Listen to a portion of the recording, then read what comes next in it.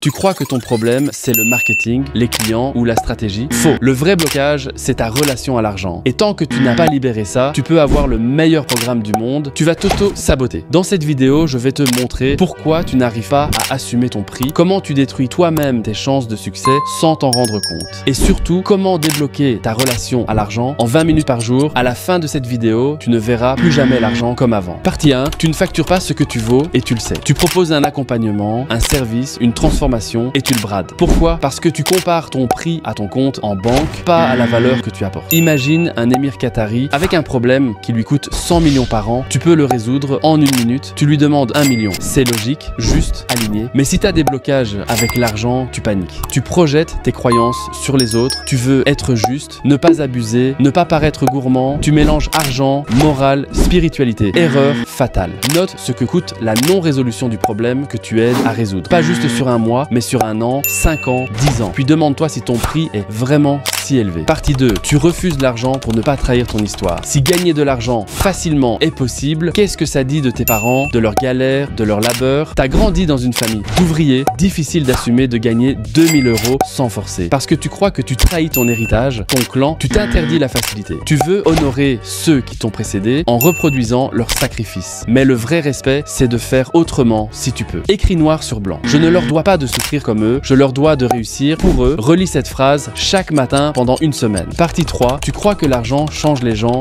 alors qu'il les révèle. Les riches sont des connards. Si je deviens riche, je vais perdre mon âme. Je vais devenir comme eux. T'as déjà entendu ça? C'est faux. L'argent ne change personne. Il amplifie ce que tu es déjà. Un radin pauvre deviendra radin riche. Un généreux pauvre deviendra généreux riche. Si tu ne t'autorises pas à recevoir plus, tu restes dans une version rétrécie de toi-même. Tu bloques ton impact. Tu limites ta puissance. Liste 3 qualités humaines que tu veux amplifier avec plus d'argent, générosité, transmission, liberté, et écris comment tu pourrais les incarner demain avec 10 fois plus de revenus. Partie 4. Tu veux aider, mais tu refuses d'être aidé par ton business. Tu veux sauver le monde, aider tout le monde, mais tu refuses de facturer au bon prix. Résultat, tu aides mal, tu t'épuises, tu t'en veux. Tu veux faire du pas cher pour aider les gens dans le besoin, mais les gens dans le besoin ne peuvent pas te payer, même pas 300 €. Tu les aides mal ou pas du tout. Si tu veux faire du bénévolat, fais-le vraiment. Mais ne mélange pas avec ton business. Ton business doit te soutenir, te nourrir, t'élever. Sinon tu crames. Dessine une ligne claire. Ton offre business égale transformation plus vrai prix. Ton bénévolat égale action sociale à côté selon tes moyens. Et ne mélange plus jamais les deux. Partie 5. Tu travailles dur, mais ce n'est pas là le problème. Tu crois encore que plus tu bosses, plus tu mérites. C'est faux. C'est pas le volume d'effort qui paye. C'est l'effet de levier. Certains clients galèrent des mois à 1000 € par mois, puis font 10 000 € en un mois juste après un déclic. Sans avoir changé la stratégie, juste le rapport à l'argent. C'est pas une question de technique, c'est une question d'énergie, de posture, de permission intérieure. Tu peux faire 10 fois sans bosser plus. Mais pas tant que tu refuses de t'autoriser la réussite. Prends ton objectif du mois, multiplie-le par 10, puis demande-toi quelle version de moi y croit déjà. Et quel levier me permettrait d'y arriver sans bosser 10 fois plus. Partie 6. Tu veux convaincre. Au lieu d'accompagner, tu crois que vendre, c'est manipuler, forcer, pousser. En fait, vendre, c'est faire bouger. Un bon vendeur ne cherche pas à conclure. Il cherche à aider la personne à sortir de sa zone de confort parce que c'est là que le vrai changement commence. Ton job, ce n'est pas de fermer des ventes, c'est de mettre de la lumière sur un problème et d'inviter la personne à choisir une transformation. Revois ta dernière vente qui a échoué. Rejoue-la dans ta tête avec un seul objectif. Lui faire prendre conscience de son problème, pas de vendre, tu vas voir ce qui change. Tu veux gagner ta liberté, mais tu ne sais pas par où commencer. Télécharge le guide gratuit 20 minutes liberté, 10 astuces pour transformer ta vie en 20 minutes par jour. Sans pub, sans site, sans être influenceur, tes infos restent 100% confidentielles. Tu pensais que ton problème c'était les clients ou la stratégie? Non, c'était ton rapport à l'argent. Et si tu as regardé cette vidéo jusqu'ici, c'est que tu sais qu'il y a un verrou à faire sauter. Et toi, quelle croyance sur l'argent t'empêche aujourd'hui d'assumer ton vrai prix? Écris-la en commentaire. On va la faire péter ensemble. Et si cette vidéo t'a ouvert les yeux, abonne-toi. Demain, tu reçois ta prochaine dose de liberté en 20 minutes. C'était Kevin Palombo.